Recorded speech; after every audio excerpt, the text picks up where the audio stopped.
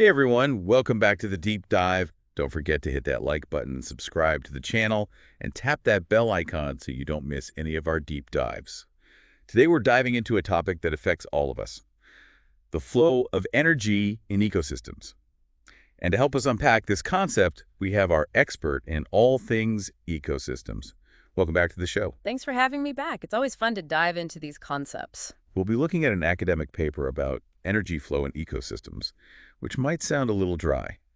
But trust me, this is a really interesting topic. By the end of this deep dive, you'll have a good grasp on this idea, no matter if you're studying for the UPSC exams or just curious about how the world works. So let's get started with a term we've all heard of, the food chain. What is that exactly? Well, a food chain shows us the path of energy as it travels from one living thing to another. It's kind of a who eats who guide for an ecosystem. So it's like a chain reaction, but with organisms instead of explosions. Exactly. And each link in that chain represents a different level. We call those trophic levels. Interesting. So what are these different trophic levels? At the bottom, we have producers. Think plants, algae, phytoplankton in the ocean. They're the ones who can turn sunlight into food energy through photosynthesis. Right. The producers make up the foundation of the ecosystem. So who gets to benefit from that energy next? That's where our primary consumers come in, the herbivores. They get their energy straight from the producers. Okay, so producers are the chefs, and the primary consumers are the first ones at the table. But it doesn't stop there, does it? Nope. Next up are the secondary consumers. They're the carnivores who eat the herbivores. Think of a cheetah chasing a gazelle or a robin catching a worm. So that's like a domino effect. Energy going from one level to the next. Are there even more levels? Sometimes. Some ecosystems have tertiary consumers. They're predators that eat other carnivores, like a hawk that eats a snake that just ate a mouse. And sometimes there are even quaternary consumers. Those are the apex predators at the very top, like a great white shark or a tiger. So we've got this whole hierarchy. Producers, primary consumers, secondary consumers, and sometimes even more. It's amazing how this energy flows through the ecosystem. But is all of the energy from one level transferred to the next? That's a great question, and it leads us to a concept called the 10% rule. Only about 10% of the energy from one level actually makes it to the next. The rest is lost as heat. Weight loss is heat. So it's like every organism is burning off energy. You could say that. Everything an organism does takes energy. Breathing, moving, digesting, and some of that energy is always lost as heat. That makes sense. So this 10% rule explains why food chains can't just go on forever. There just isn't enough energy. Exactly. It's like a pyramid. A really wide base and a narrow top. Lots of energy at the producer level, but it shrinks with each step up the chain. That limits how many levels you can have. Welcome back to the Deep Dive. So glad to have you back with us. Last time we talked about food chains, those trophic levels, and how energy moves from one organism to the next. And that 10% rule. Yeah. How energy just can't support a never-ending food chain. But there's more to this energy flow. Right. Like those two types of food chains, grazing and detritus. Grazing food chains are what we usually think of. Lions and zebras, birds and insects. Yeah, you start with those producers, plants using sunlight to make energy, then it goes to the herbivores and then to the carnivores that eat them. It's the classic eat or be eaten story. But what about those detritus food chains? They're important too, right? Totally. They're all about decomposition. Instead of starting with living plants, they start with dead organic matter, fallen leaves, dead trees, even animal carcasses. Like nature's recycling program, breaking things down and putting nutrients back into the soil. Yeah, But how does energy flow through a system that starts with death? that's where the decomposers come in. Bacteria and fungi, they break down all that dead stuff and release the nutrients. Like nature's cleanup crew. Exactly. And then you have the detritivores, things like earthworms and millipedes. They eat the decomposing matter. So they're the real recyclers. You got it.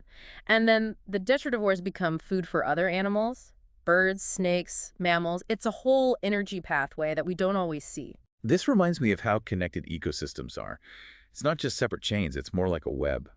That's a really good point. Ecosystems are very rarely simple chains. So one organism could be part of multiple food chains, both grazing and detritus. Exactly.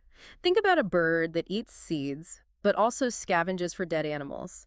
That bird is part of both types of chains. That creates a lot of resilience in the ecosystem. It does. If one species disappears or there's not enough food, the web can adjust. It's like a backup system for nature. It's amazing how adaptable nature can be, but human activities are putting a lot of stress on that balance.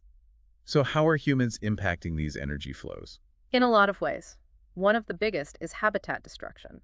When we clear forests or develop land, we're destroying ecosystems. Like pulling threads out of a spider web. Exactly. Those connections between species are broken and the web gets weaker. And it's not just on land, right? Definitely not. Marine ecosystems are affected too. Things like destructive fishing can damage coral reefs and hurt fish populations. And then there's pollution. Right, pollution affects all levels of the ecosystem. It can contaminate water, soil, and air. And we can't forget about climate change. That's a huge problem. Climate change is affecting everything. Temperatures, rainfall, ocean acidity.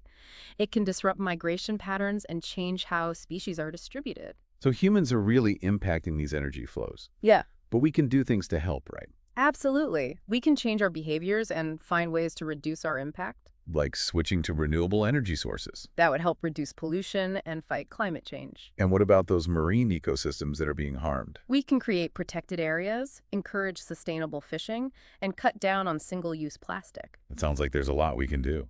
There is. It takes effort from everyone. Individuals, governments, scientists. It's important to remember that this isn't just about learning facts. It's about understanding how connected our world is and what we can do to protect it. We'll be back soon for the final part of this deep dive. We'll talk about what all of this means for us and for the planet. Stay tuned. Welcome back to the Deep Dive. We've been talking all about how energy flows through ecosystems, from food chains to trophic levels and those intricate webs of life. And how human actions can really disrupt these systems. So in this final part, let's zoom out a bit. Why is all of this so important, especially for someone who's studying for the UPSC exams? Well, for UPSC aspirants, this knowledge is really valuable. It helps connect all sorts of different ideas. So it's not just memorizing definitions. It's about applying those ideas to the real world. Exactly. Imagine you get a question about deforestation on the exam.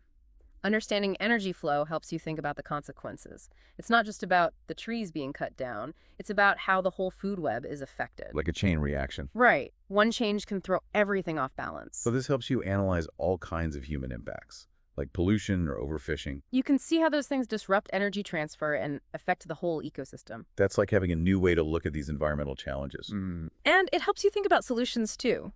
The UPSC often asks about sustainable development and conservation. So if you understand energy flow, you can evaluate those solutions. Yeah. Like marine protected areas. You can understand how they protect biodiversity and keep the energy flowing in the ocean. Exactly. It's all connected. Climate change, food security, even human health. It's like a roadmap that shows you how these issues are linked. This knowledge helps you think critically and see the big picture. Well, this has been a fascinating deep dive. We've covered so much ground, from microscopic organisms to entire ecosystems. And how energy is the fuel that makes it all work. I hope this has given our listeners a better understanding of these complex systems, especially those who are preparing for the UPSC exams. Good luck to all the aspirants. And to everyone listening, thank you for joining us on the deep dive. Don't forget to like and subscribe and hit that notification bell so you don't miss any of our future explorations. Until next time, keep learning and keep diving deep.